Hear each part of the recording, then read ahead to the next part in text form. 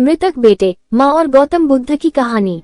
एक बार की बात है कि गांव में एक लड़के की मृत्यु हो जाती है और उस लड़के की माँ बहुत ज्यादा रो रही होती है। तब उसी समय गांव में कुछ लोग आते हैं और उस स्त्री को कहते हैं कि तुम अपने लड़के के शव को लेकर गौतम बुद्ध के पास जाओ, वह तुम्हारे लड़के को जीवित कर देंगे। यह सुनकर वह स्त्री बहुत खुश होती है और गौतम बुद्ध के पास जाने के लिए तैयार हो जाती है। जिन लोगों ने उस स्त्री को गौतम बुद्ध के पास जाने की सलाह दी थी, असल में वह गौतम बुद्ध को नीचा दिखाना चाहते थे, क्योंकि वह लोग गौतम बुद्ध से नफरत करते थे। लेकिन उस स्त्री को इस बात की बिल्कुल भी जानकारी नहीं थी। उनके कहे अनुसार वह स्त्री गौतम बुद्ध के पास चली जाती है।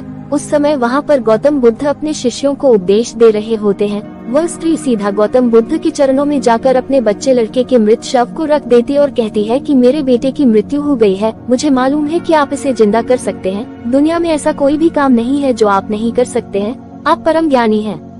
गौतम बुद्ध पहले उस स्त्री की बात सुनते रहे और वहाँ बैठे उनके शिष्य और अन्य लोग भी गौतम बुद्ध के जवाब का इंतजार करते रहे। थोड़ी देर बाद गौतम बुद्ध ने कहा कि ठीक है, मैं तुम्हारे पुत्र को जीवित कर दूंगा। यह सुनकर वहाँ बैठे सभी लोग हैरान हो जाते हैं कि क्या यह संभव है। फिर गौतम बुद्ध मृतक लड़के की माँ को कहते हैं कि अपने पुत्र को अगर तुम जिंदा करना चाहती हो तो तुम्हें मेरा एक काम करना होगा। स्त्री कहती है कि आप बताएं, मैं काम करने के लिए तैयार हूँ। गौतम बुद्ध उसको कहते हैं कि तुम एक मुट्ठी भर गेहूं लेकर आओ, लेकिन गेहूं उसी घर से लाना है जिसके घर में कभी भी कोई मृत्यु नहीं हुई है। वह स्त्री गेहूं लेने के लिए गांव में चली जाती है। पहले घर में जाती है, गेहूं मिल जाता है, लेकिन उस घर में काफी समय पहले बुढ़े आदमी की मृत्यु हो चुकी होती है। ऐसे करते करते हुए काफी घरों में जाती है, लेकिन सभी घरों में कभी न कभी किसी न किसी की मृत्यु हुई होती है।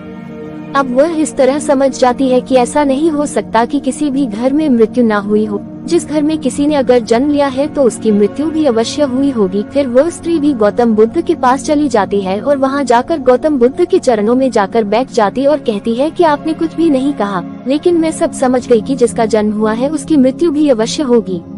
चाहे वह इंसान सुंदर हो, करूप हो, बूढ़ा हो, जवान हो, अगर उसने जन्म लिया है तो उसकी मृत्यु अवश्य होगी। मुझे इस बात का ज्ञान तो था, लेकिन मैं इस बात को मानने के लिए तैयार नहीं थी। अब मुझे यह बात समझ आ गई है। और फिर वह स्त्री वहाँ से अपने बेटे की लाश को लेकर चली गई।